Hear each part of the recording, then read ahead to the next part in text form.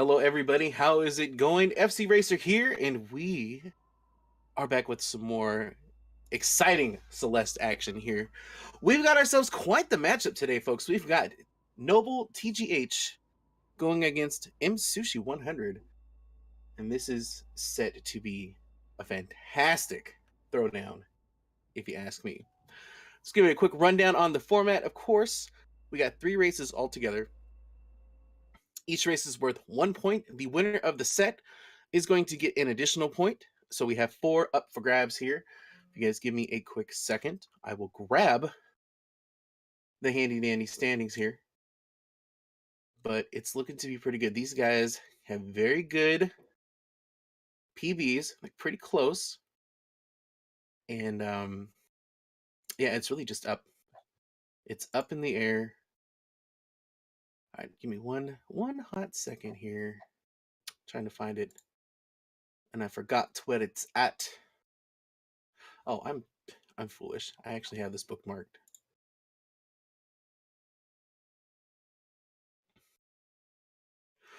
In the meantime, it looks like we're just about ready to start here.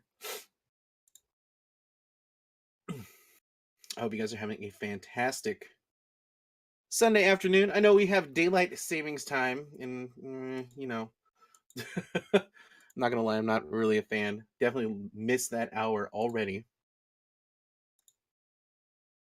All right, so let me give you guys the tea real quick on what's going on here. All right, so TGH currently with 24 points, Msushi with 16. At least this is what the sheet says. Now, this could be up to date. I'm not 100% sure, but overall, pretty close knit here. Now, I know that we've been moving along on the league for quite some time here. In fact, let me check the skull card real quick, because I forget what week we're in. Because, you know, I'm bad with time. It looks like we're in week 8, maybe. So, all right, here we go. But yeah, we're in week 8 of 11. So we're getting to the point where we are probably going to see people that have locked in the spots for the top 8 portion of the league here. I'll try to see if we can get some confirmation on that. All right, both runners getting out of prologue. I noticed that TGH missed a few jumps there. Was walking just a little bit. In prologue, we try to jump as often as we can because each bunny hop that we do saves 2 frames. So we try to do it as best as we can. And now we are going into city, and you're already seeing the general stuff that we have to offer: some dashing, some jumping, and some climbing. Good old wall bounces and some hypers here and there. And city is a fantastic showcase of all of the great movement that we have in this game. Right, so moving along nicely. Also, we want to keep in mind on that IGT timer below each of the runners' names. That is what we base our times off here in these Celeste races.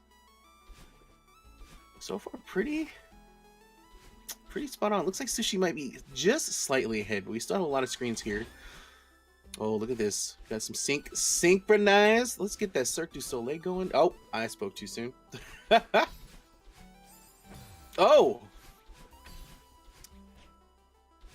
A little bit of mishaps here. But that's alright. I'm gonna blame all the mishaps on daylight savings time today. That is my plan. Alright, Sushi getting the fast start there. Teach not far behind. We got Sushi clocking in maybe at a 137.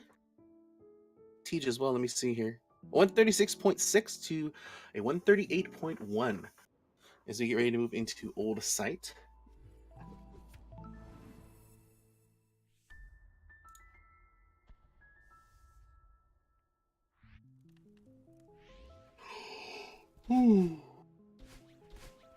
Okay, I am seeing in the chat some updated information regarding Msushi's points.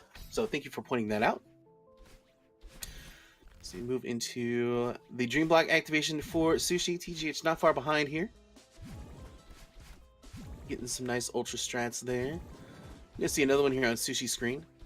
Nicely done. The wall bounce there. And Msushi's going to get into the battle and chase first with Tej about a half screen behind. So far, so good. Now, Old Site has thrown a little bit of drama in. We're going to want to look at the second to last and the last screen of the battle and chase. Sushi is one screen away from that. Oh, as I say that, getting a little antsy there. These screens have caused a little bit of mishap.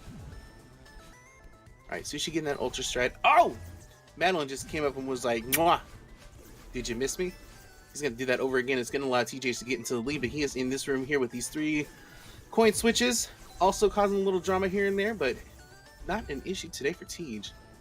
Sushi with a little variant on the strat there. All right, they're zooming down. Oh, Sushi looks like he's trying to go for a reverse to get into ultra there. I like that play. I'm gonna have to steal that from my own playbook.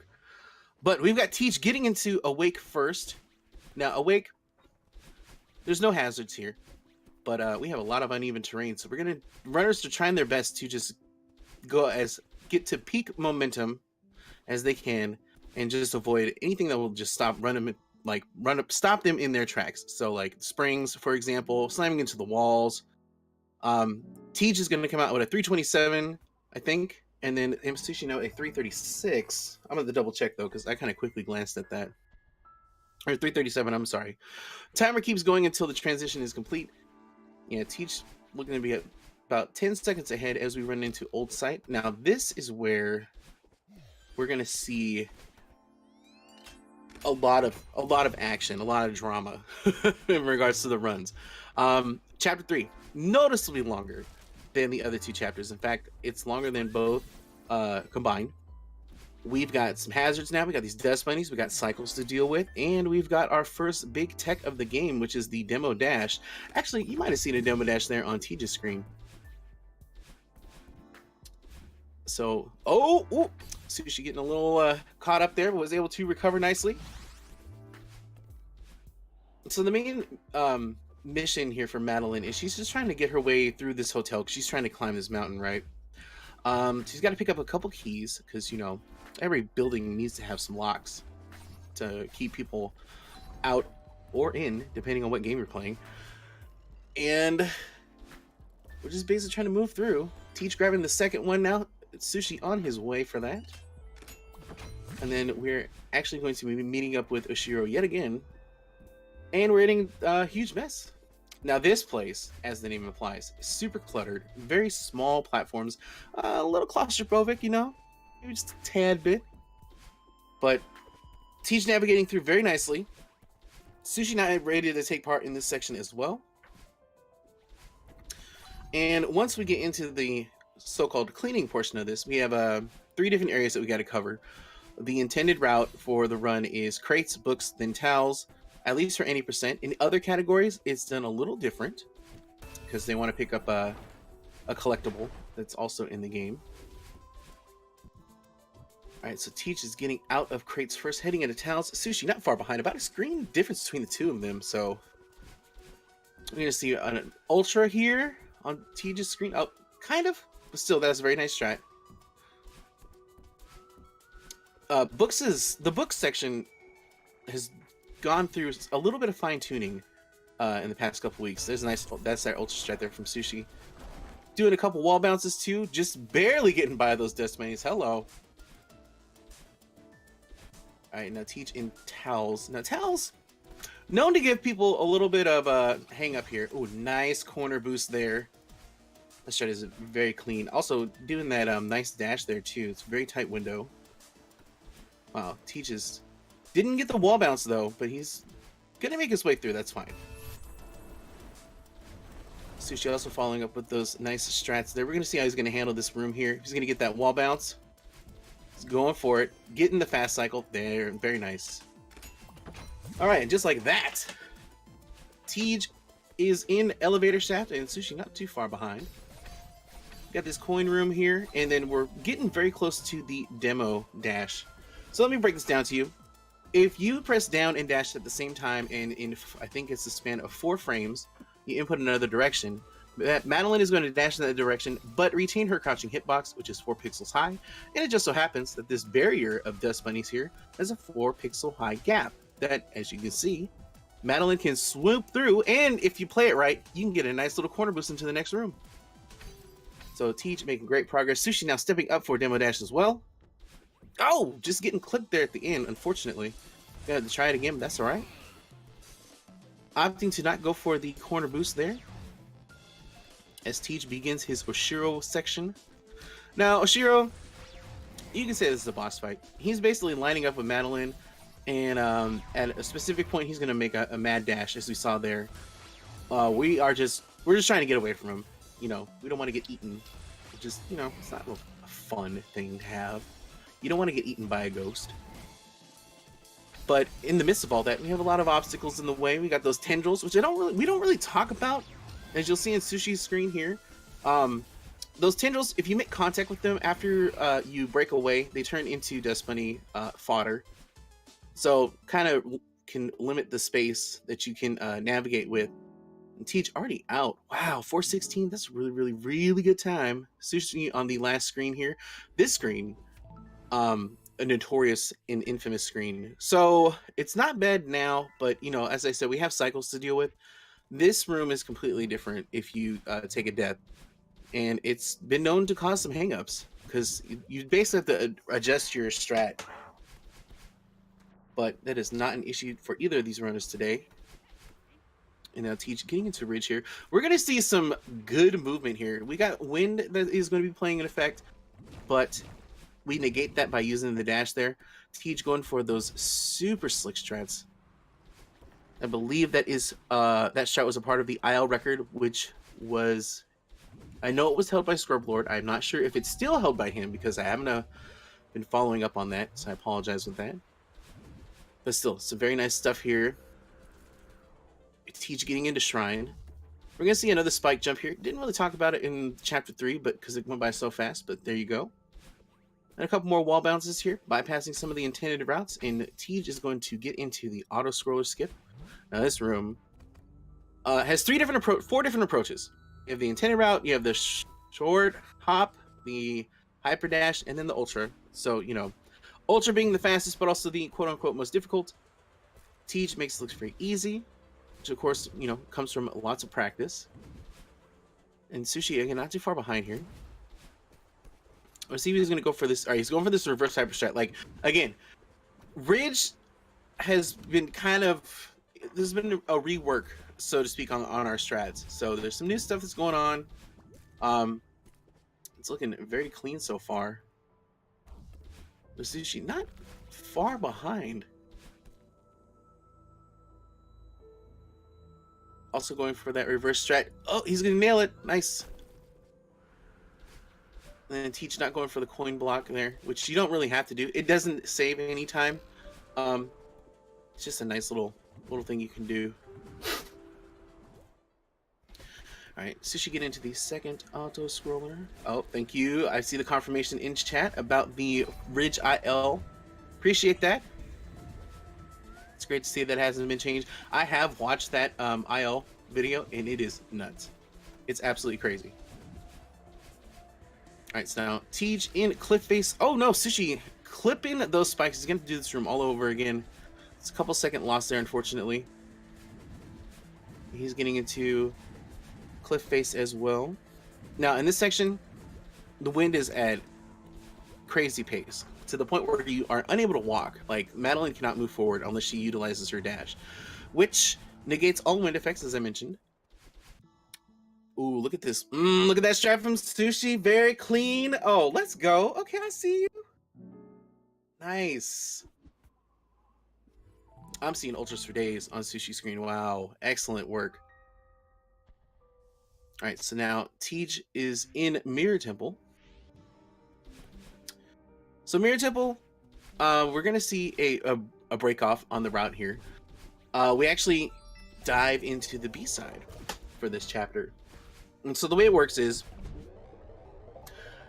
as long as you clear any level in the game, you will unlock the next level, with the exception of, I think, 7B. because the summit 7A will actually unlock the epilogue, which opens up core. So due to some cool tricks that we will see, it's possible to have a faster time by grabbing the cassette tape in 5A and proceeding through 5B than it is to go through the entire level of 5A. All right, Teach setting up for yeet here. Hold on. Hitting him with that yeet. Let's go. I have to do it. It feels like it's been so long since I've done it. But Teach moving and grooving here. He did take a death a little earlier, so I think he's going to be on pace for, I'm going to say, a 113 tape grab here. Sushi, on the other hand, getting ready for his own yeet. Nicely done. Oh, didn't get the second half, but that's okay. All right, I was pretty close. It was a 112. So very close on Teach's screen. Still a very respectable tape grab there. Sushi coming through with those demo dashes. Oh my gosh. Madeline's looking like a vehicle right now. Nice room there. All right, so now Teach getting into 5B first. So the big thing we're looking for is Bub's drop. We're going to see that in just a few screens here on Teach's side. Basically, what's going to be happening here is Teach is going to try to go into this screen transition, and he's going to do a short hop. If he times it right, which he did not, he's going to fall through and skip a huge portion. Now, this is a huge opportunity for Sushi because you have to set this up again. And basically, every time that you miss this, it's about a 10-second loss. Second time, he's going to get it that time there. So it's going to allow Msushi to catch up just a little bit if he can get this on first try. Let's see here. In the meantime, Teach is going to maneuver his way through this crazy section of saw blades and red bubbles. Sushi taking a death, unfortunately. Oh, what was that? Excuse me. Ma'am, do you know how fast you were going there? Because I've never seen that before. All right, Sushi getting that on first try. That's definitely going to carve into Teach's lead here as he gets ready for his attempt at this room here. Personally, I do not like this section at all. This section is annoying, and it took a long time for me to learn it. All right, Teach getting into the mirror portion here. Again, Sushi not far behind here. And also, if you're looking at the smaller timer on the main screen of each runners, it is the same, but remember, Teach had to start over. So, since he had to re-enter the chapter, the timer for that is set to 0. So you have to remember that it's about 30-ish seconds, depending, maybe about 28. Teach coming with this cool strat here.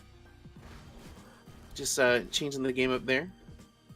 All right, now Sushi doing a little bit of adjustment there, having to improvise, but he is going to make it. Nice wall bounce, lining up that Seeker. Let's go. Teach in the Seeker Gauntlet room here. They make this room look so fantastic and simple, and it's not. Oh, okay. Madeline going a little too fast there. Teach's going to have a little bit of hang up here. Oh, having a little more there. Theo's being a little slippery. I don't want Sushi to slowly get back into a nice section here. Let's see. Teach in the final tape room. Teach is going to clock in at a 14:31 as Msushi about 2.5 screens out. So we'll see here. The impossible room. Oh, a little bit. Okay. Having to grab all those crystals, but that's all right. He's going for the ultra strat here too. Oh my gosh.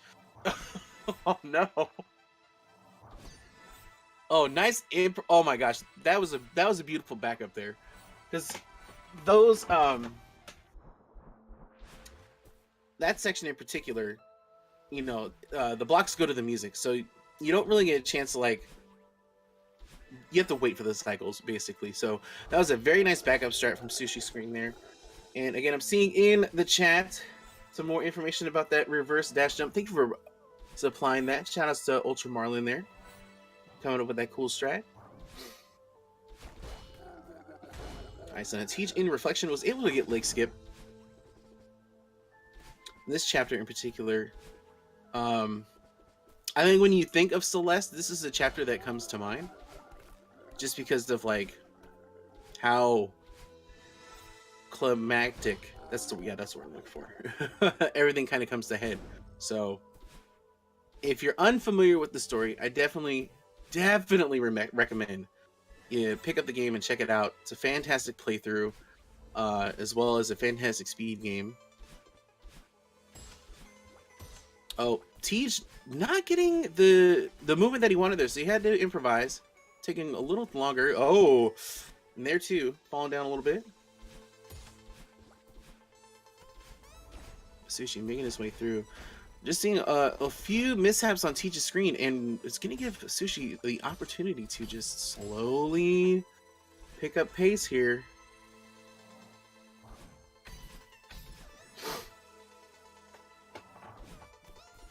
All right, now Tej's going to hit up this top route room. Msushi taking a death in that feather room, unfortunately. I'm going to reset this bumper and get a nice corner boost to boot. Making our way to this nice section here. There's no floor here, so you have to rely on these golden feathers and these bubbles to make your way through. We're gonna see a nice alternate strat using that bumper to get a nice boost. Oh, not getting all the movement that he wanted there, but that's all right. Just that's one of the big things about Celeste in general, especially at this level of play. All the runners do a very great job of minimizing the amount of deaths that they come across. So the where the time loss really comes into play is just mishaps in movement and losing momentum. I mean, we've seen a corner bop on Tej's screen when he went into the ravine, and then just clipping a wall here or there, not getting a corner boost when you need to. Speaking of boosts, Tej with the battle line boost here in 3, 2, 1. Let's go. He's going to nail that and is in the battle and fight first. Msushi about to head into ravine, but got caught up on those spikes. But getting the wave dash there. No corner bops for him. He heads into the ravine portion. Now with ravine, you have these developer intended shortcuts. And it saves a lot of time, but the risk behind that is that there's no checkpoint for you to grab. So if you die, you have to go all the way to the beginning. It's not an issue for either runner here. Msushi gets ready for his battle and boost. Gonna hop over these spikes here. While Tej carving his way into this battle and fight. Msushi's gonna get the battle and boost. And is in the fight as well. Oh, Tej going for that ultra strat. But was not able to get it. Getting it again. Nicely done. Again, deaths in the beginning are not too bad. It's a very short death. The respawn time for Madeline, I believe, is about a second and a half. So, but that adds up really quick if you think about it. I mean, like if you have like 30 deaths in an entire run, you're looking at least 45 seconds total just from deaths. So, makes a big difference. Oh, Tej again, just these corners are not doing him justice right now, but was able to adapt and adjust as he gets to this final vertical descent of the first round of the battle and fight. So he's about getting set up in this ultra room, making it opting for the feather there, which is also a nice strat for that second part. It's like if you mess up the ultra, you're gonna run into the feather anyway, so there's not really a huge risk behind it. Alright, Tej in the second round here.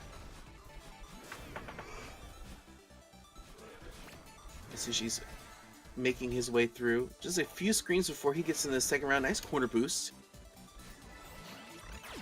Tej now, just 2 screens before the end of Reflection. We got this one here. You're going to see a nice reverse hyper off this block right here. Saves just a couple frames.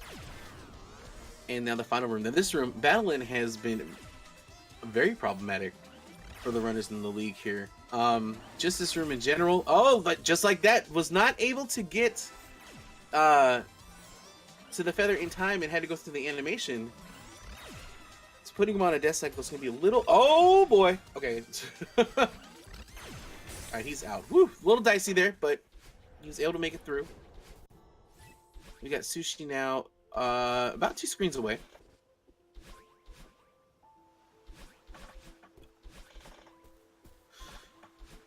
All right, here we go.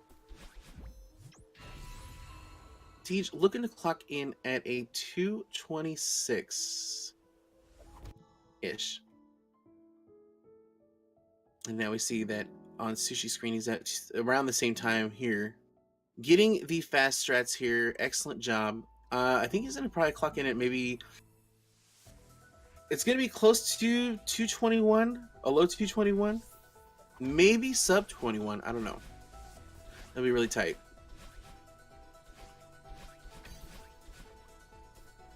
But Tej in Summit, this home stretch, probably going to get a sync here on time so you guys can get a better idea on, because you don't have any more loading screens, you don't have any other mishaps to deal with that will pause the in-game timer. Yeah, Sushi clocking in at a 21 flat.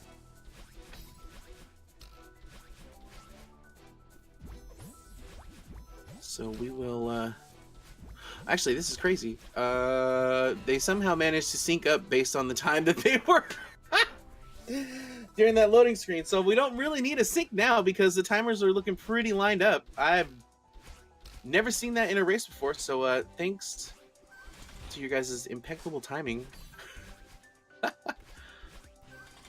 Making the restreamer's job just a little easy. So yeah, this is a pretty accurate representation on where each runner is. And again, we're making it to the top.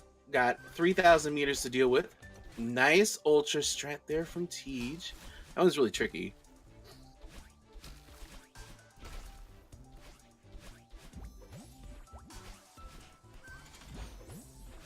All right, now Tej about to get out of 500 and head into 1,000.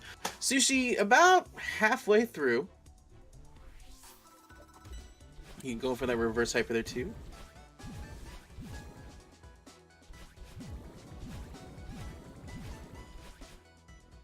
Now, I should point out that, like, in my opinion, and I think a lot of people will agree with this, Tej's best chapter, hands down, is Summit. I feel like that he just nails it when he needs to.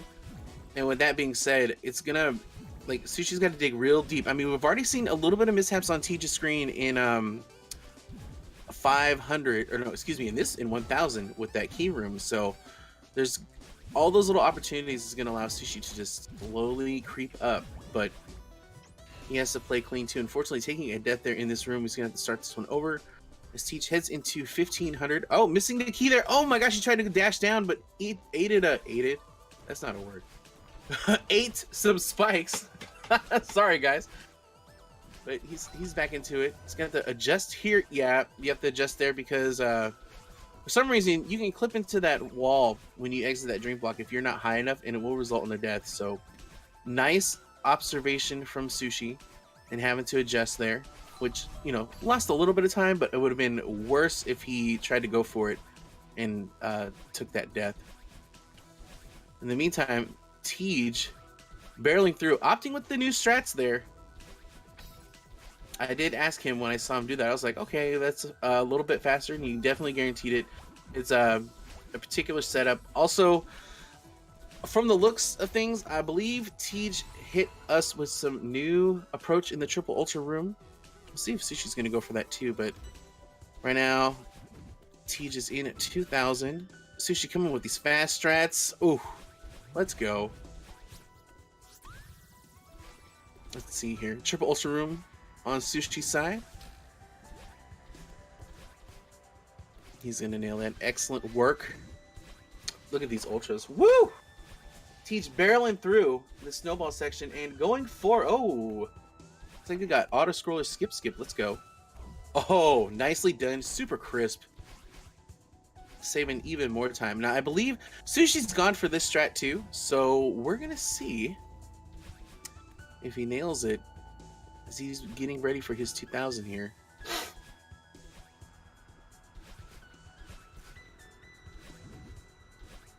All right, now TGH making his way through. Just a couple screens before he is in 2,500. Sushi getting into the snowball room.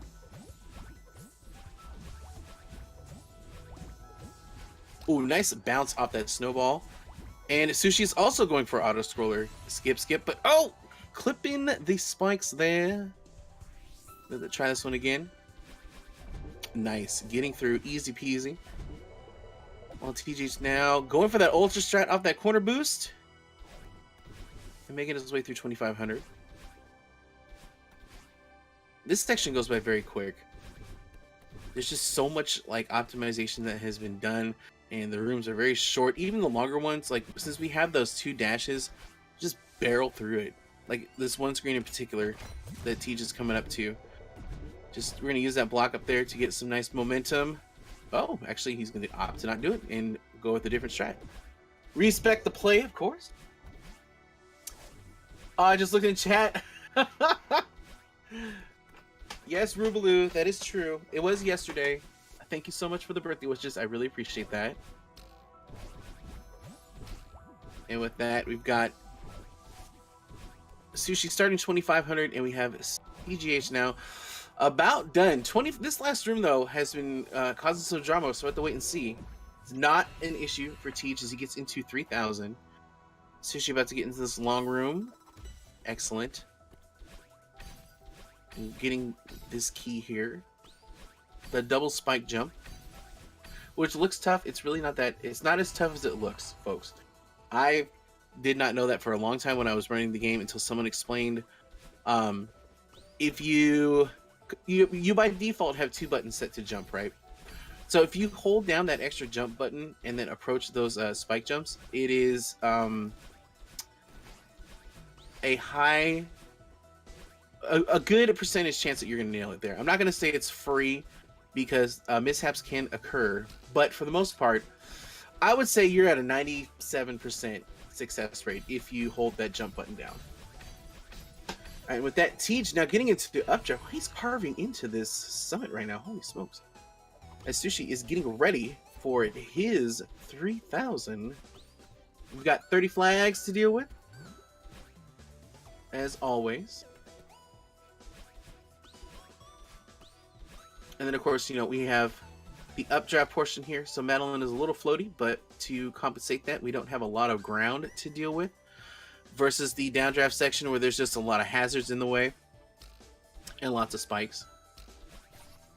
But everything is looking good so far. And I'm seeing the chat now filling up with those birthday responses again. I really appreciate that, guys. You guys are so awesome. I'm getting old. But it's fine. No, I had a fantastic time. And you know what? It's like I'm reliving it all over again with all of you awesome people. Nice. Teach going for the flag number 9 skip. I don't think I would ever incorporate that. I'm too scared because a lot of people also will skip flag 10. So a death there sends you way far back. The risk is just, I don't know. The risk for me is too high for possibly a 1-second save. But then again, with my time in the game, I'm not at that point where like I have to go for that because I can save the time elsewhere. Most notably not dying. So Teach on flag number 3 here, getting into the home stretch. Unless something tragic happens, this one looks to be Teach's to take home. And I say that because I have seen it, and TJ has actually done that. He in one of his earlier league races, he did the Theo section twice when he did not have to, because he thought he didn't actually collect the heart at the end. So, and we've seen other runners return to map instead of skipping cutscene. But no drama and Kaflama for him. He is going to wrap this one up with a 28-39, taking the first game. But Sushi not far behind. Still, Sushi's on track to still get a sub 30 here. He's just going to play this one out really clean. And also Sushi on keyboard, as you saw the little wiggle there from his feathers. Looks like T just popping into the option screen for some reason. Not sure. That's all right.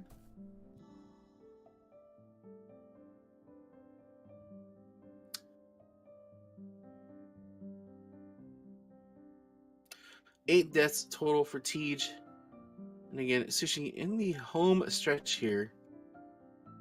This flag one movement. Look at that. Ooh.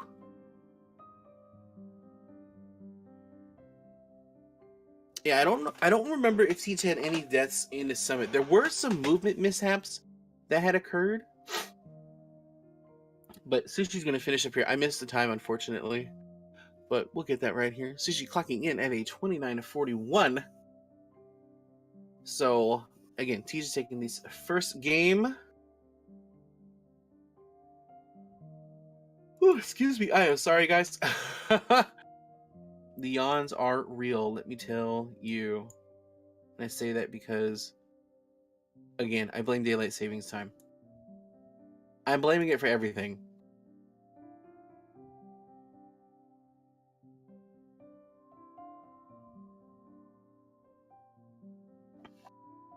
All right. So I'm going to get confirmation here to say if we're going to dive right in or if we're going to take a little moment. But in the meantime, pop that in the chat real quick. Let's talk about pace, y'all. Let's talk about pace. Pace is the GSA League Grand Finals for Super Mario Odyssey 80%, Celeste 80%, and Mario 64 70 stars Division 1. It's going to be very exciting. It's going to be taking place April 25th through the 28th over at I had the name on the tip of my tongue and I messed up. Hold on. Give me 1 second here. Xanadu Games. There we go. I've done this so many times, but you know, brain farts happen.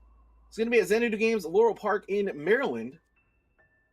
And we're gonna have exciting matches left and right from everybody. The grand finals will be playing throughout the entire weekend. Also, we have a lot of showcases of speed runs and races and a whole bunch of other stuff. As a matter of fact, yours truly, you know, I'm going to take the moment to toot my own horn here real quick.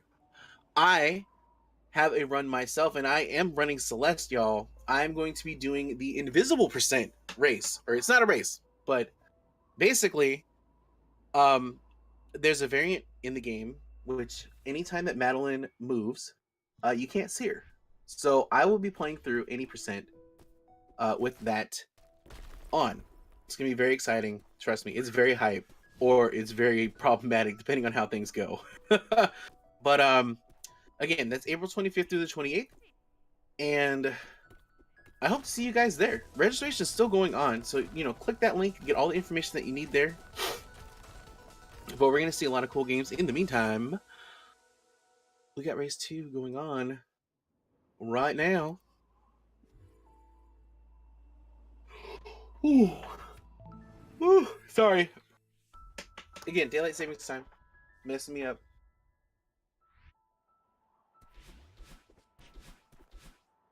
All right, we are back into City yet again. Ooh, okay. Already off the bat, Teach coming through with some different strats there. Nice corner boost. Now, for the most part, in the second runs of these races, I've seen runners get very comfortable. They kind of get their nerves out of the way. Everything's kind of settled, and the performances definitely turn up a bit. So it's going to be interesting to see, because, you know, jitters and everything else. Oh, we're seeing already some nice alterizations to the route here, but Sushi's just out a little bit. But then again, we got IGT in effect here. So while the runners are in about the same place, we're seeing about a 2-second difference between both runners. But we'll see. Teach did have a death in City in his first race. I think it was right around here. But they're both going. Oh no, Sushi missing the jump there, missing it again. Oh, it's a lot of time spent here. That one is really tricky. The big thing is that when you dash up into that corner and you hit off that wall, it's very important to put the controller back to neutral. Oh no, Sushi's getting a little caught up here, but able to get out. But we're looking at about a 20-second difference now coming out of City. Very unfortunate. That strat is really tough. Like I said, when you hit that, you know, hit that ceiling, you want to keep it in neutral so that you can kind of pop in so that or not pop in, pop back so you can grab the what's it called? The wall. Sorry, I'm getting scatterbrained here. All right, so Msushi picking up the pace again. About to activate these dream blocks here while Teach now in the battle and chase. Oh, not getting through. Dash just a little too early, but was able to switch it up there. Now again, this is like I said, this was those time losses I was talking about. He didn't take a death there, but because he didn't get the intended strat that he wanted, you're looking at about a half-second loss. And again, one of those incidences, not too bad, right? It's just a half-second, whatever. When you have the opportunity to have like 10 of those in a run, because there's over 600 screens through 80%. Okay, I shouldn't say that because I just read that off like the back of a NES box. But there are a total of 600. Pretty sure in 80% we don't see them all, but let's just say a nice ballpark figure of 500, right? So if you were to, there's an opportunity to just miss a half-second here, a half-second there, and that stuff really adds up. And then added to the deaths as well, just kind of causes things. Okay, ooh, there we go. Sushi getting that strat there. A couple ultras there. Teach, oh my god, barreling through this awake section. Not getting the corner boost there, but I don't know if that's what he wanted or not. But still, a very nice time here. Teach clocking in at a 321 with a 145 ult sight. Very nice. Super crisp, if you ask me. Now, Sushi in awake as well. Also barreling through the section. He's going to get... Nah, I didn't get the corner boost there, but that's okay. He's going to come in at a 147 ult sight. And clocking in at a 347. So again, City just pulling the rug out underneath Msushi here. He's getting to dig a little deep. We're gonna have to see missed Bub's drop, which did happen on Teja's side in the first race. So there's still opportunity, but Sushi's going to play. He's going to play very honest and very clean, and just to maintain that pressure on Tej. All right, Tej getting that nice wall bounce there. And again, setting up there. Again, those tendrils. You have enough time to get that wave dash before those tendrils pop up. And got some corner boosts there heading into this coin room here. Oh. I noticed that Tej, once he landed on that tendrils after the first coin, he just immediately dashed upward. I know usually runners will jump first. So, again, it's these small optimizations. And this notably comes through thanks to Demo Jameson. A couple weeks ago, he unveiled a speedrun tool for PC users. It's a fantastic tool. If you're really looking at the game on Celeste, I definitely recommend getting that. And also I recommend making sure that that is turned off and not on when you're going for any of your opportunities to post on the leaderboards, because that is a no-no, because it is a mod. But basically what it does, it allows you to really just hamper down and practice rooms and determine which strats are the fastest strats that you can come up with. And we're already seeing it paying off, because we're seeing new strats and just different approaches. And it's leading to just faster and more consistent times overall. And speaking of which, Teach is barreling through this book section, getting this wall bounce there. Sushi now about to enter his books as well.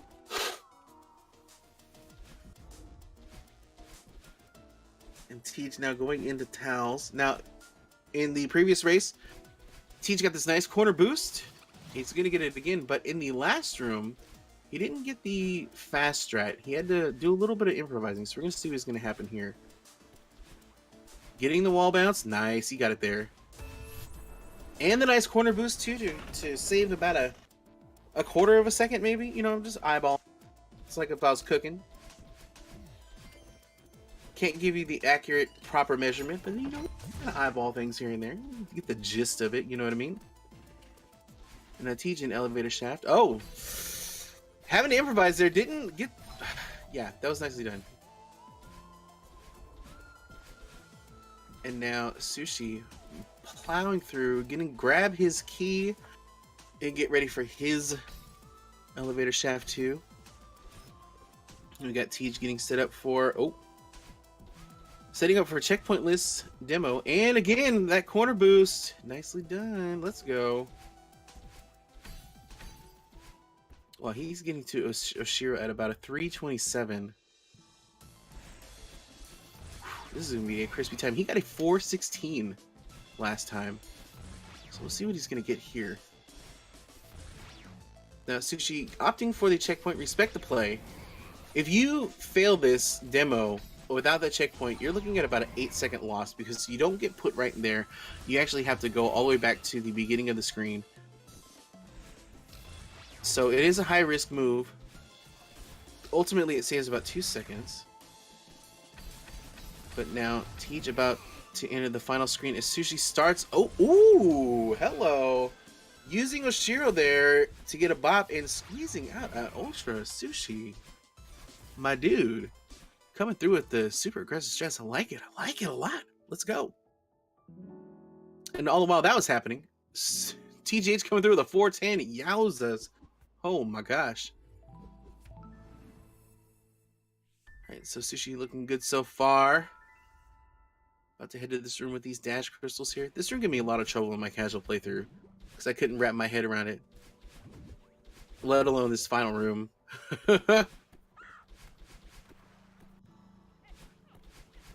Alright. Sushi clocking in. It looked to be an 811. Yep, with a 421 time there in Resort. So Tej moving through Golden Ridge yet again. Nice corner boost there. So I'm going to go for this Archie strat. I wish I could explain it. I don't really understand it. But basically, you're demoing into that bubble, which allows you to skate by those spikes and maintain your dash, versus the traditional strat where you dash into the coin block and you do a little short hop and come back out and then, you know, head to the other side. Definitely saves some time, and it definitely makes it a lot safer, because since you have your dash, you can just quickly grab the coin and just whoop, scoot on by, not have to worry about making that jump. Tej getting that ultra strat here. Yeah, like on Sushi's screen, that's the original fast strat until Archie came about.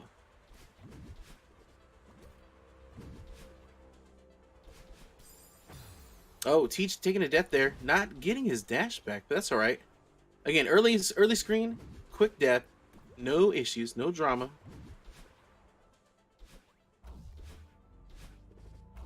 And then that jump too. That jump is really tricky. You're basically jumping at the end, like off the block, using the coyote frames that we have.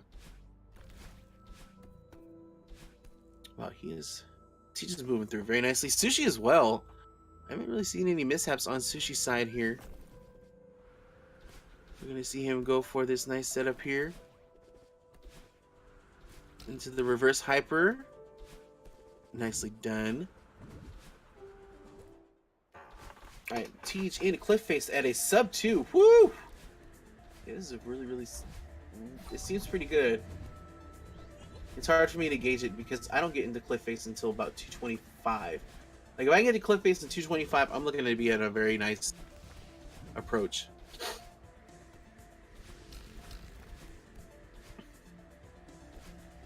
Sushi not too far behind, taking that top route.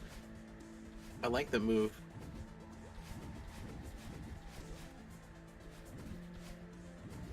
The Tej barreling through. Is this going to be a sub 240? It's going to be close. Oh no, he hit. Oh no. Oh no. Tej had it, but he got a little too ahead of himself there and did it not one, but 2 retries. Oh, just barely missing that 240. Ouch. That is a little unfortunate there, but still, that is a very nice Golden Ridge, minus those little mishaps. So again, you know, like I said, Madeline's respawn time, 1.5 seconds. So that's a 3-second loss. That is not going to be an issue for Msushi. He's getting out. Looking to clock in at a 10:53 with a 240. So yeah, even with that, like they both had about the same time on Golden Ridge there. It just makes me wonder if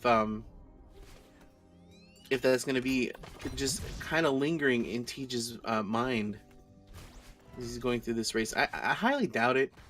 Teej, often known to be the king of consistency. Speaking of which, getting that yeet yet again. I mean, like Teej is really good at just kind of like if you're gonna give him a range of time, like like a 27. Let's see you do like a 28-20, 5 runs in a row, or if he wanted to get like that, right? He's really good at being consistent with his times. So I don't think that like a lack of composure. Speaking of, woo, Sushi getting the yeet. Can we get a double yeet in the chat, y'all? Let's go. But yeah, his consistency has paid off tremendously in this race format because you got 3 in a row. You got 3 in a row to take care of, and it is very hard to keep that mental fortitude as you are moving forward. I mean, I've done 380% attempts in a day on my stream, and I just want to go to bed after I'm done because I am mentally drained. I'm just feeling a little discomfort. All right, Teej getting his bubs drop first try. Gonna keep on going here. Now, I'm trying to think here. I can't remember the magic time. Pretty much, if we're gonna see if Teej can get out of reflection at a sub 20, this could be pretty dicey. Now, it's gonna be a little close to say the least. He's already at 12:30. Oh no, Sushi missing the bubs drop. He's gonna have to do this one again.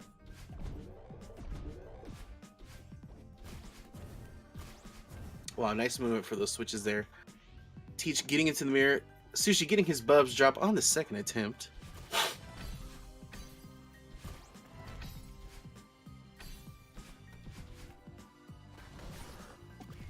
I'm holding my breath because I always do that when the runners go through this section. All right, he's able to get through. Teej in the mirror. Ooh. Again, going for the strat here. Oh no. Sushi missing the lineup there on his spike jump. He's able to make it through. TGH now in the Madeline section. That's like the whole entire game. Hello, FC, what are you doing? The Theo section. There we go. You imagine if they made it so that like Theo was the one that was going to go through this stuff and he has to save Madeline in this chapter? Like, what would Theo's abilities be besides getting trapped in the crystal?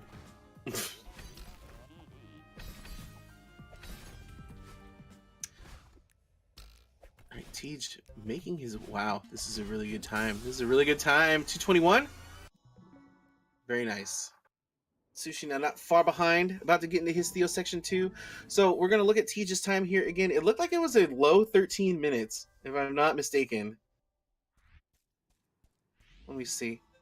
Okay, I lied. A high 13. So this will be really interesting because I think if Teej can have a clean reflection, hello, a clean reflection, he could get out of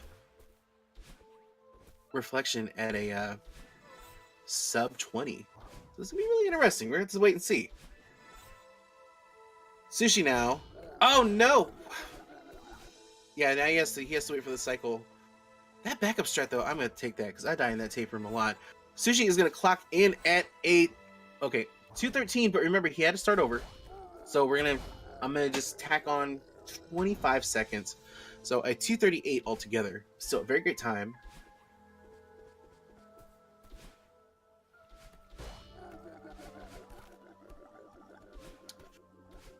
And now Sushi getting in his reflection.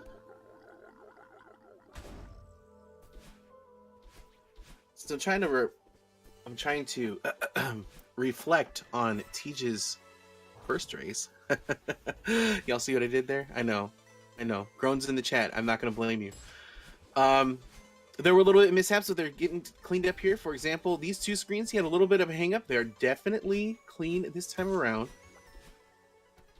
I'm trying to think what other mishaps he might have had. He did get corner bopped heading into ravine. So there's just like those small time losses from the first race. We'll see if he can get him up there. Taking the death there, falling a little short, but again, that's a very short death. So it's about 2 seconds, give or take. Sushi about to get into his Hollows portion of the run. Tej not getting the corner boost there. I know this sounds bad because I'm just like nitpicking in, just like, oh, he time lost there, oh, like that, you know what I mean? But like with the caliber of the runners in this league, like I said, deaths are, deaths. It's gonna happen, but it's gonna come down to just getting that clean and crisp movement, and like I said, those things add up. Those small half-second fumbles here and there just can quickly pile up. Like I said, if you get 10 half-second fumbles in a run, it's 5 seconds, and with the runners here and the high level of play that we have, like it all adds up, and it's just like, oh, like a case in point.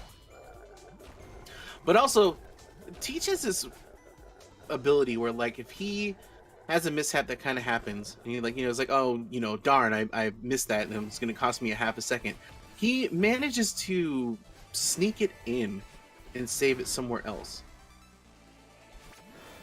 And also, I'm not sure what happened there, but he did not get his dash back and something ate an orb from battling. Sushi with a nice strat there too, getting ready for his ravine portion.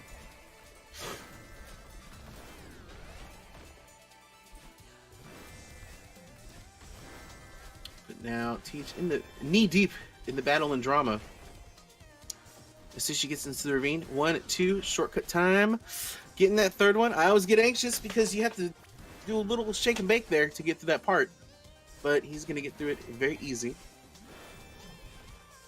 In fact, I've all but given up doing that. I don't know if Nero, goes to that approach still or not, but he actually opts to grab that checkpoint and then has a different approach to clearing that room out.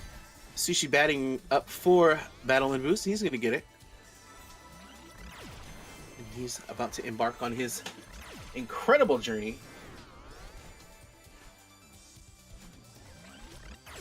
Alright, so yeah, I'm seeing in the chat where the idea of a PB here. Oh no, corner. Ooh, okay. Guy corner bot was able to adjust accordingly. Looking at this time, this is going to be really close for Tej to get to a sub 20 reflection. And again, he had an 8-11 summit last game, so we can use that to kind of get that set up here. Also, shout outs to both Edmonds Fight and Flow Derby. I see you guys. Also, those guys are in the league as well. Fantastic runners. If you guys haven't done so, give them a follow. Such amazing content from both of them, and also these guys too, TJH and Sushi as well. Like every person in the league. Fantastic runners, great entertainers. They put on a great show, not only with just cool gameplay, but with fantastic just personalities and everything else. Okay, so I'm gonna wait before I say anything here because I don't want my commentators to curse him out. Okay, sweet. It's gonna be close, but I think Tej can pull off a sub 20 here. But my math is bad. Let's see. If I believe I'm not mistaken, world record right now is a 27:52. This is looking to be a 1940. Oh my gosh. Okay, so now here we go. If Tej gets an 8-11, he will... You guys can correct me if I'm wrong here, because again, I suck at math. I think if he can get an 8-11 in this summit, that ties his PB. So I'm gonna do my best to not flip my wig on this. We're gonna have to wait and see. But you know what? We still got Sushi running in here too, and so now he's making his way through the reflection portion here.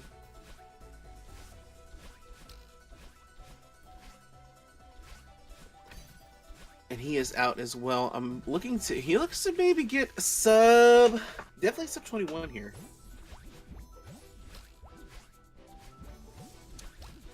And we'll see if the runners can sync themselves up yet again. I don't know if that's going to happen or not, but Sushi looking to clock in at a 2040, so we're looking at about a minute difference between both runners here as we head into Summit. Now, Summit, again, like I said,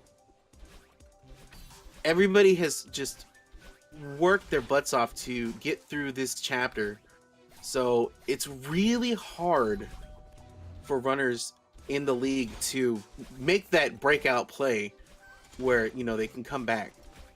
And that's just because, like I said, these guys have put so much time into Summit that, like, there's not a real opportunity for, like, mistakes, like detrimental mistakes. You know what I mean? Whereas, like, you can see those opportunities, like, in Resort, and Ridge, and Mirror Temple. I mean, it's like I've said this before. Like, the meta and, like, the big drama that happens in the runs for the league is chapters 3, 4, and 5, because we have demo, we have Bubs drop, and then just Ridge in general, and just the way that Ridge is. You know, we have like ultra setups and auto scroll skips and stuff like that. So that's where a lot of the action takes place. And then once you get to like Reflection and Summit, everybody's just like has done their homework so much that it's really hard to come back. And even then, it's still like neck and neck. I mean, we've had half-second differences, and we've had less than a half-second difference in a couple races here and there. So it's going to take a lot.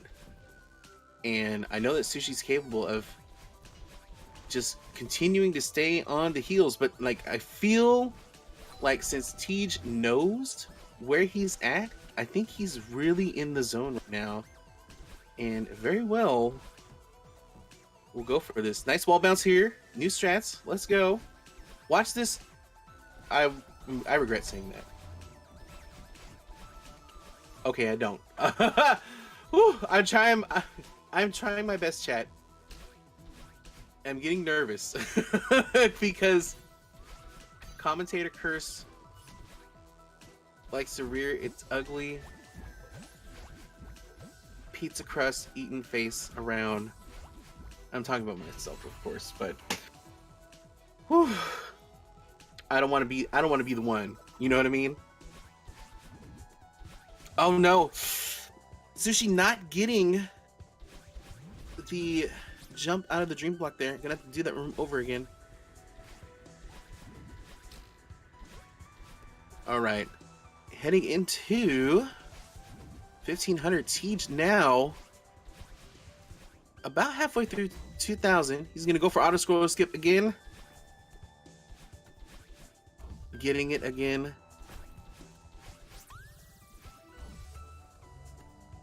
And actually, yeah, he did a hyper as he entered that room. I bring that up because for some reason, when you transition to that room at Ultra, you're more than likely going to get corner bopped and lose your momentum. So the simple thing is, of course, hyper as soon as you get in to make it safe and make sure you keep your speed as you're moving through. But Tej just carving in to this section, getting into the battle line boost here. Sushi about to get into his battle line alley-oop section as well in 1500. And again, we are synced up. I didn't even see that happen. Oh, look at this. These boosted Madeleines. All right, 2500. Nice. Ultra there. Gonna get that too. Nice tricks here.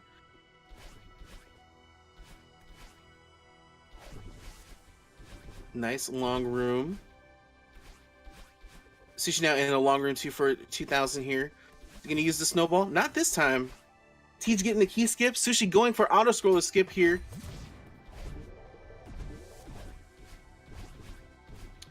He's gonna get it. Moving forward. Teach about to get into thread the needle, which of course you know what that means. Door skip is coming.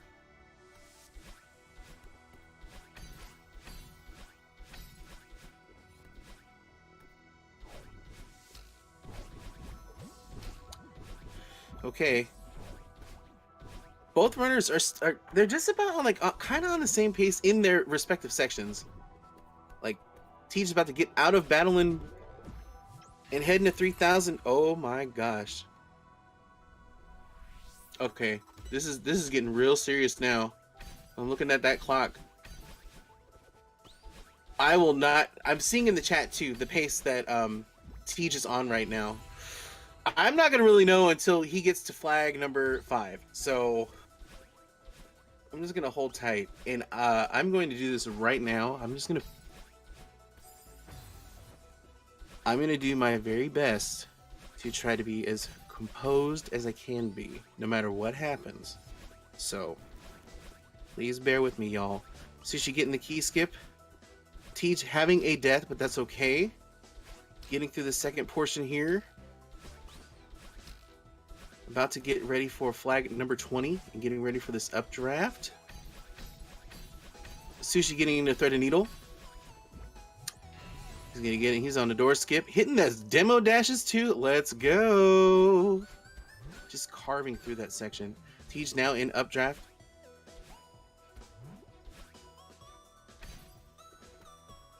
Keeping that dash. That is actually a lot trickier than it appears. I mean, it's not really a super risk because you still have the dash, at least one dash to make it through. All right, now Sushi getting into 3,000.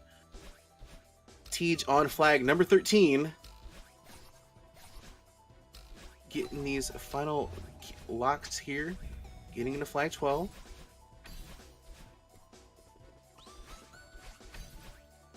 Now Sushi on 28, hitting his downdraft portion.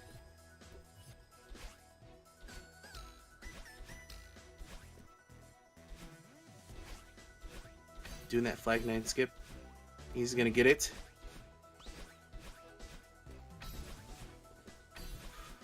Okay, now I'm looking at this clock here. This is gonna be, oh my god, this is gonna be like really, really close. Sushi now on 22, unfortunately taking a death during these springs here. Teach is gonna have to play extremely clean here. So far, so good. Now, if I'm not mistaken, it's 27:52 is the world record. I think. I should probably look that up. Teach on flag number 3. Oh my god. Getting flag number 2. Making his way. He's gonna have to book through flag number 1. Oh my gosh. So far, so good. Oh, a little bit of hesitant there. Oh my god. Oh.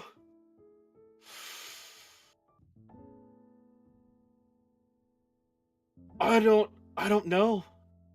That is really freaking close though. Oh my gosh.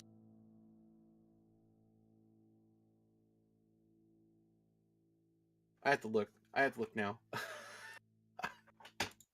I have to look. Oh my god. But let me not pull away. Let me hold on. Sushi's still carving through here.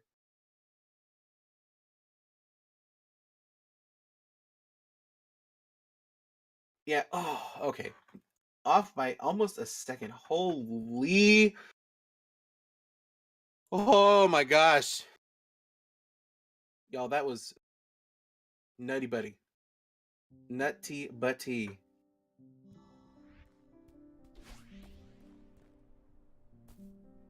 I mean, oh, man, it's bittersweet because Teach lost 3 seconds in Ridge at the end there.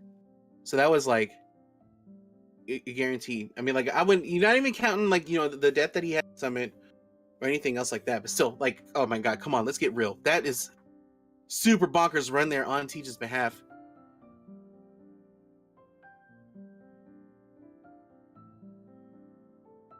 And Sushi now clocking in at a 29-16. Teej is going to take the set. Whew. Oh my goodness. Yeah. I'm seeing in the chat too. That is definitely the fastest time that we've had in the league thus far.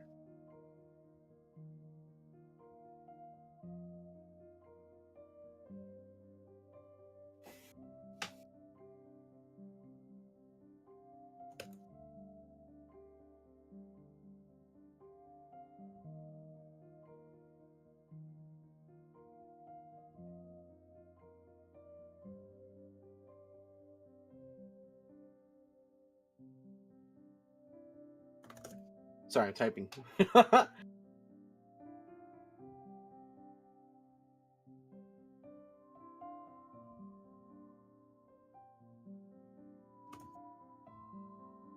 Oh my god. My body temperature is up right now. I'm like trying to think. I'm trying to absorb like what just happened. Like, y'all, that's like less than a second off of the world record. And like Teej is the type of runner where he's like, nah, I'm about to do. Like, hold on, nah. Like, woo, spicy, y'all.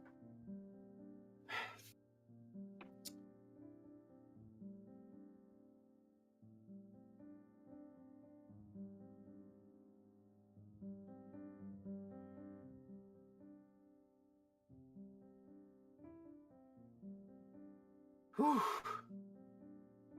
Okay. So I'm getting just a little bit of chat from the runners here. They're opting to take just a small break, which is perfectly fine. I mean, I feel like I need a break. I need a break. I need a paper bag. I need something to breathe into. I'm not trying to hyperventilate or anything because, like, it's just hitting me now. It's like, dude, like, that is insane. Like, look at that, 27:52, y'all. It was oh. So with that being said, let me pop in because we're gonna talk about some other stuff real quick while we take this break. All right. So first of all, coming up on, I believe, on Monday. Yeah. So Monday at 9 p.m. Eastern here on Speedrun, twitch.tv/Speedrun, we are going to be having another episode of The Rundown. And it looks like we're going to have Zelda Speedrunning Legend ZFG 111. I don't know. I'm sorry. I don't know if it's 111 or 111. I apologize. I'm still new to the whole speedrunning community. Cut me a little bit of slack here, please. But also, GDQ's Matt Merkel, and of course, it's going to be hosted by Cheese and ALT Insider, and that is at 9 p.m. Eastern on Monday. So mark your calendar. This is the second episode. The first one had TGH and another person, which I don't remember. I'm sorry. But also, let's talk about something else. Let's talk about where's it at? Here we go. Let's talk about Smash and Splash, y'all. So, at Smash and Splash, we are going to see the Mario Kart Mario Kart Double Dash Finals and the Super Mario 64 16-star finals there. It's going to be very hype. I personally am very excited for this because you have basically both of my passions and both of my like favorite things and things that I've been competitive in all under one roof, y'all. We've got competitive fighting games and we have competitive speedrunning, and they're going to be clashing at a head. Let me tell you, I'm excited because if you are in the speedrunning culture and you've yet to see like high-level fighting gameplay, you guys are going to be in for a treat. There's so many great fighting games that are going to be there. Of course, we got a lot of Smash Brothers and across all the games. I saw that Street Fighter V is going to be there. I think maybe Tekken as well. I briefly looked over. I should have wrote down everything. Just a whole slew of great fighting games. And if you're on the flip side, you know, if you watch fighting games and aren't too familiar with speed games, they're in for a treat too, because one, Mario Kart Double Dash is super hype, and FGC loves that hype, let me tell you. And then also Mario Kart or Super Mario 64 16 stars too. I think it's overall it's going to be a great treat, and it's an opportunity for both communities to kind of meld together and hopefully grow into something even more. So again, that's Smash and Splash. I unfortunately do not know the date. I can try to check it or vaguely attempt to. Here we go. It's May 31st through June 2nd. And you can go to smash.gg to check that out as well. And yeah, we're back at prologue, just like that. I think I calmed down just a little bit, just a tiny bit, as we head in here to race number 3 again.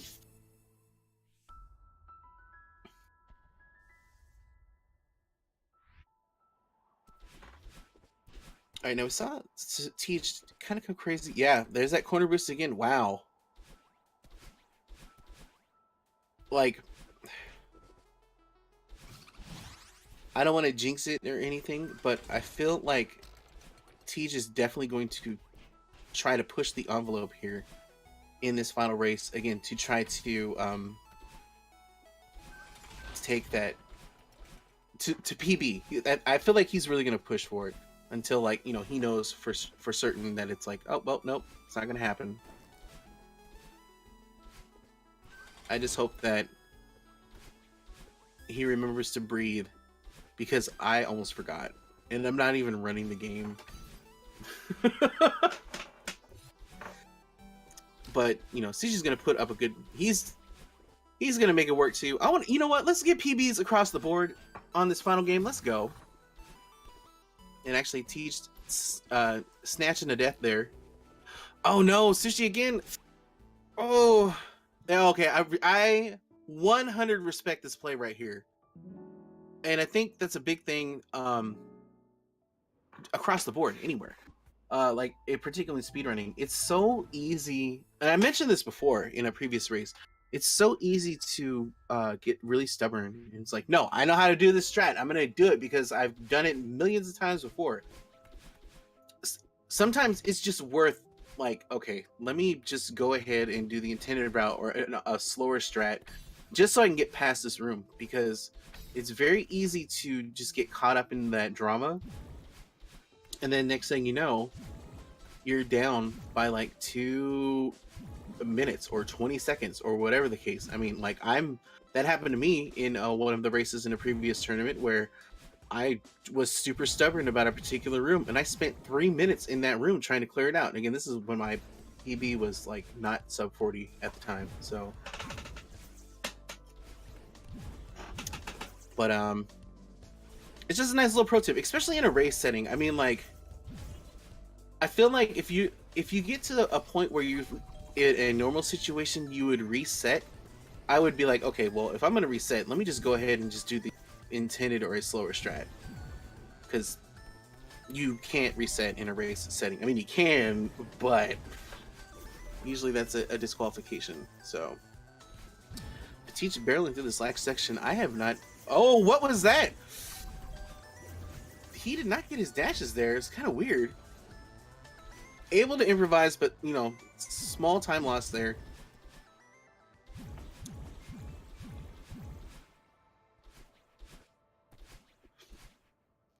I think these are pretty close right now, going into the third race here. Or, excuse me, going into a wake. And again, this movement again, with this uneven terrain, I feel like that...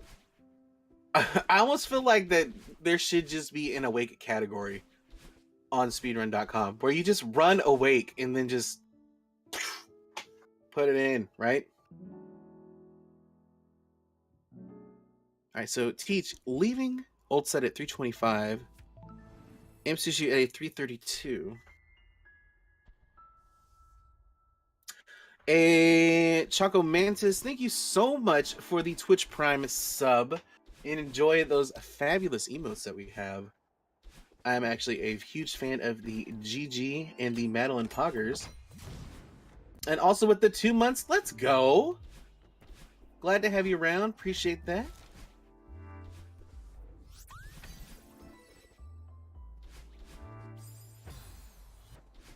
Oh no, Teach getting ahead of himself there.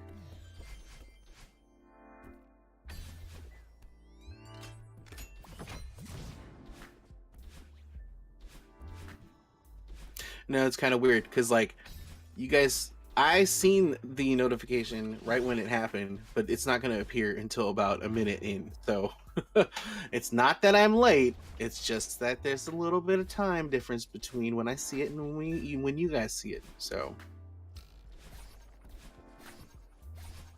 all right, Teach now getting through these coin sections. About to grab his key and get into huge mess here. Msushi not far behind again, but we're looking at that IGT timer. Nice ultra there. Just a missile just right into that key.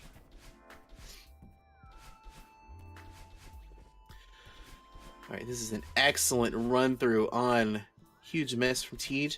Dishi again, not far behind. And even with like the IGT a little off, it's not off by that much. Had a little bit of a hang up there, missing his wall bounce, but able to get through and knock this one out. Heading into crates here. Tej about to get out of it. Gonna get that spike jump on Sushi screen. Tej speaking to Oshiro at about 150. Msushi looking to get there at about 153. Now into crates. Getting a couple of wall bounces here and there. Just getting by those disc bonus.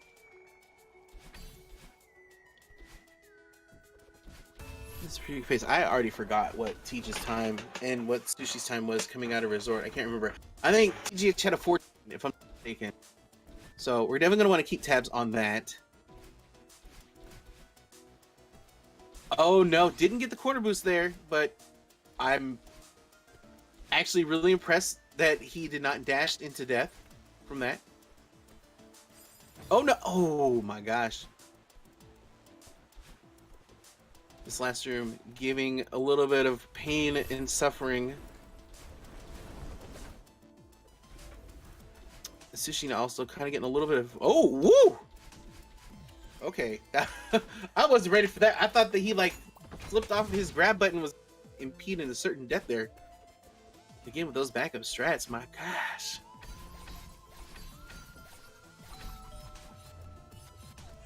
Oh no. I was gonna point out that Tej was moving through that room a little faster than normal, but at the end he got maybe jumped a little too soon.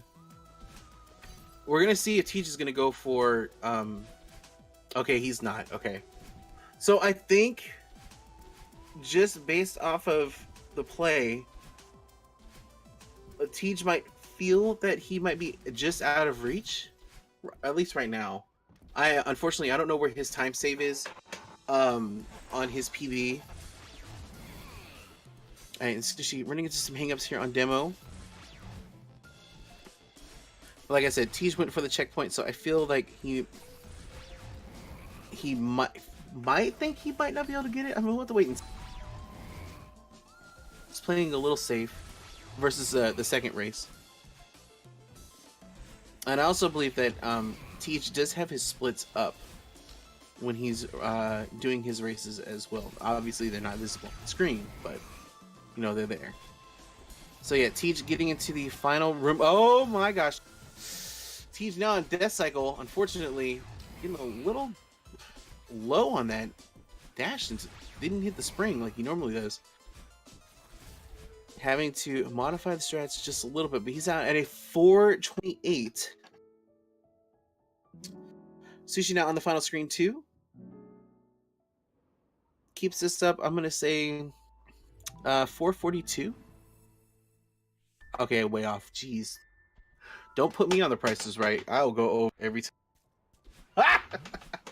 But he's getting a 438, so. Alright, we're moving into Ridge. And okay, now see, this is what I was kind of talking about before. You know, when Tej has those like mishaps here and there, he somehow will find a way to make up that time. I felt like he made up just a small fraction of that time in that first opening to Golden Ridge. He's going to make up a lot. I mean, like I said, 410 in race number 2. He come out of resort at 428, so he's going to have to dig deep. I mean, still tremendous pace, but I know he's been trying his best. He actually So TGH has restarted his no race challenges again. And I know from what I've seen last night, he was really trying to not get over into 29. He wanted to stay sub 29 for the most part, and so far it's been like that. I mean, we got Sushi getting ready for his auto scroller skip here.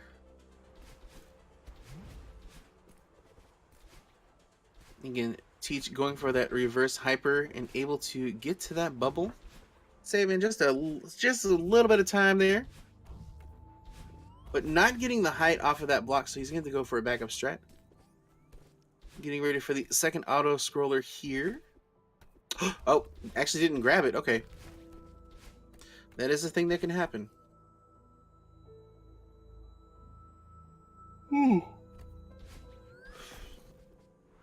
And again, Sushi now getting ready for his approach to the second auto scroller. Teach one screen out before heading into cliff face.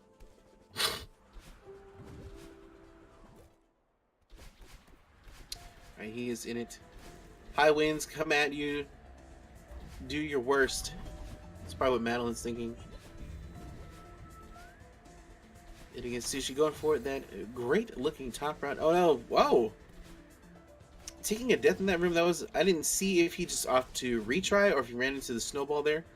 Very interesting to see that happen.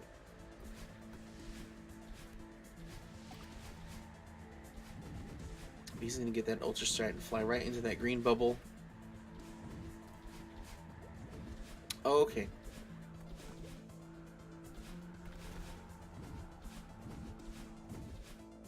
Curious if he's going to, let's see if he's going to make it in. Okay, he makes it in there too. Woo! So Teach going to come out of resort at 1040 with.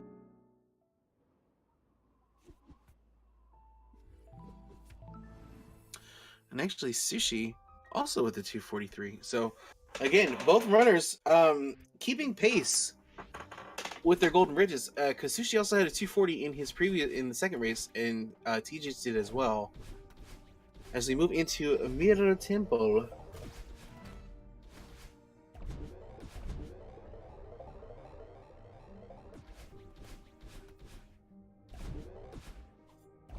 Teach opting for that fast strat there. Whew.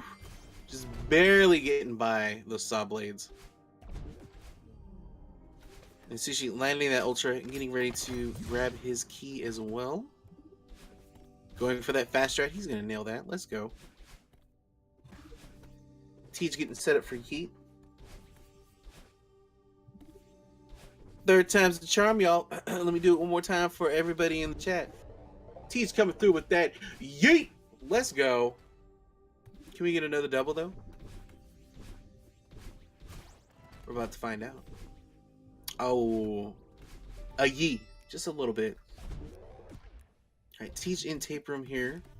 Oh, this looks to be... This is going to be pretty close. It looks like maybe sub 110. Okay, 110 on the dot. But still, very impressive time there. I think the fastest that I've seen is a 108. But 110 is still a very, very respectable tape grab. Oh no! Sushi didn't get enough oomph behind that dash. He's gonna have to again. Oh, he's trying to dash. Okay, I see what he's doing there. Looks like he was trying to dash straight down into the platform there to start doing those dashes, which I did not cover. I apologize for that. So, real quick, when you perform a dash, the game basically freezes for a few frames, right? I think it's like 2 or 3. And it's the entire game, and that includes IGT. The only place that does not occur is in those tape rooms.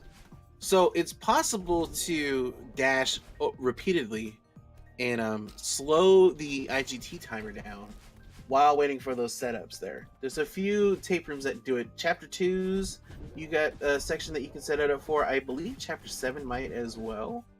Basically, anytime you have an opportunity to like wait before you get the block that you want, you can dash in place to save a few frames, not a whole lot.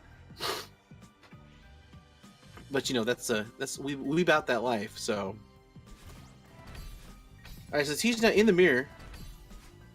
Msushi making his way there. Oh, that secret just barely missed that coin. Excuse me. Sorry, folks. No, it came out of nowhere, and I am not doing today because I am flying solo. I used to do it before, and I'm like, you know what? I don't really need to sit here and keep tapping on that control button when I'm the only one that's in the call commentating. So I'm not gonna like need to not interrupt anybody or anything. You know, I'm gonna be fair. Like I'm yawning and doing stuff like that, but that's just because I'm tired. Again, daylight saving time. I actually did not get a lot of sleep. Oh, he's gonna have to do a little bit of improvising here. He's able to get there. Oh, okay. Getting away from that explosion. I always get paranoid about that because that explosion can just like do you wrong and send you to places that you don't want to go.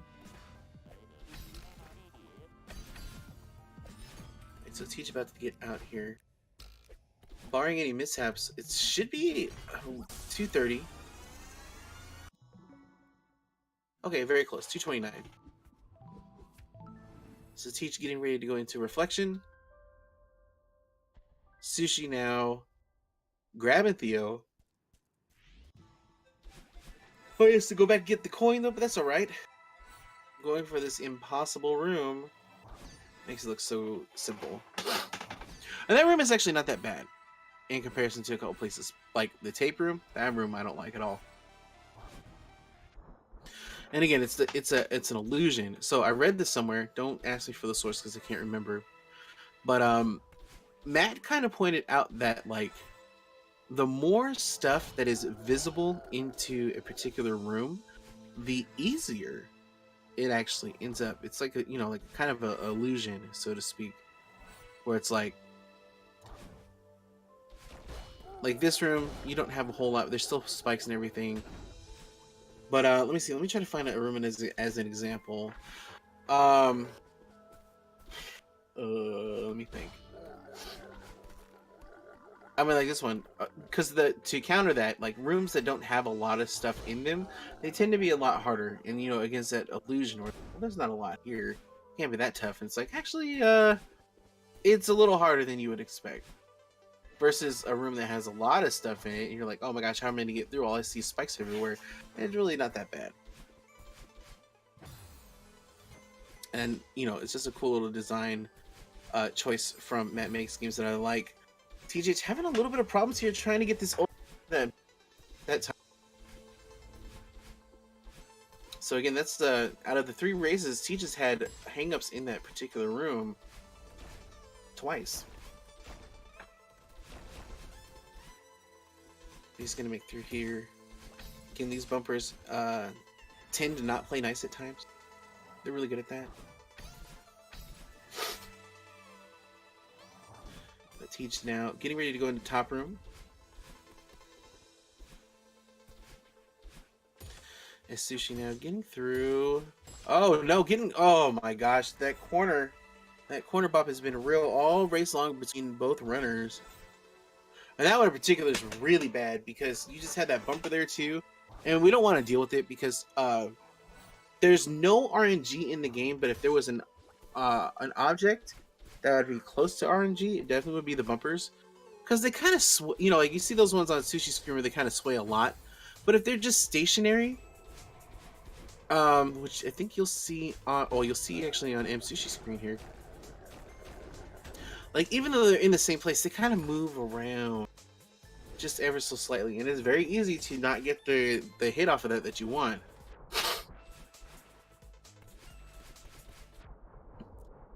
So it's some of the things that we don't really want to deal with.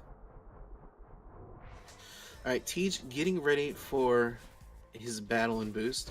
Now, going into the battle and fight in race number 2, he did have a hang up. Unfortunately, he did not get his dash and ate an orb early on. We'll see how things are going to be this time around. I noticed he took a death early in Ravine as well. So just small hangups here and there, but he's moving along just fine. Sushi now in Ravine, going for those developer intended shortcuts. Oh no! Clipping the spikes there, and he's going to do this one all over again. This is what I was talking about. This is that risk reward I was mentioning. He's able to get it second try, but that's a nice chunk of time lost there, unfortunately. And now Tej about making his way into this next screen on this battle and fight. Sushi getting ready for his battle and boost. Just hopping over these little hurdles here.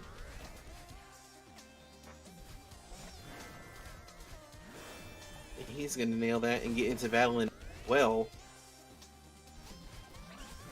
Tej coming through with these beautiful ultra shots. I love that shot so much. I wish that I was more consistent with it. I will go for it in my own runs because I want it, like I want that in my run.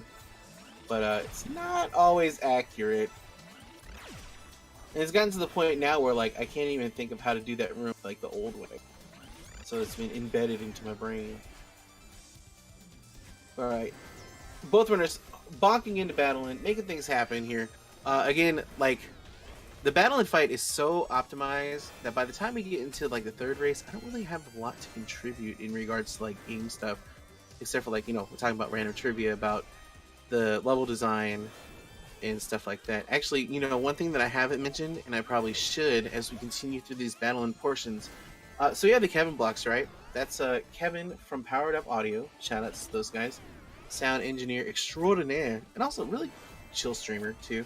I think his stream is OTDQ, but don't quote me on that. Anywho, so he is the voice behind the Kevin blocks, hence the name Kevin blocks. And there's some great clips of that on the interwebs on how he approached that, most notably when he performed the underwater version of it, because there are at least 2 areas that I know of where you can put the Kevin blocks underwater, and it's definitely a different experience. But we got Tej getting into this last room, getting his feather the way he wanted to. Actually, now that I think about it, I wonder, was it the second? No, I don't think it was the second race where he had that mishap. It should have been the first one. But Tej making his ascent and getting ready. Sushi on the second portion of battle in here. Just a few screens to go. Tej's looking to clock in at a 2015 as he gets ready to tackle Summit one more time. And again, Sushi not too far off. Second to last screen here. Oh no, what? What just happened there? I don't know if he jumped off the wall or what, but it ended up eating some spikes there. Gonna have to do this over again. He's gonna get that reverse hyper and he's gonna bounce off this bumper and move forward to the final screen as Tej begins his ascent up 3,000 one more time. Dealing with this section yet again. Right.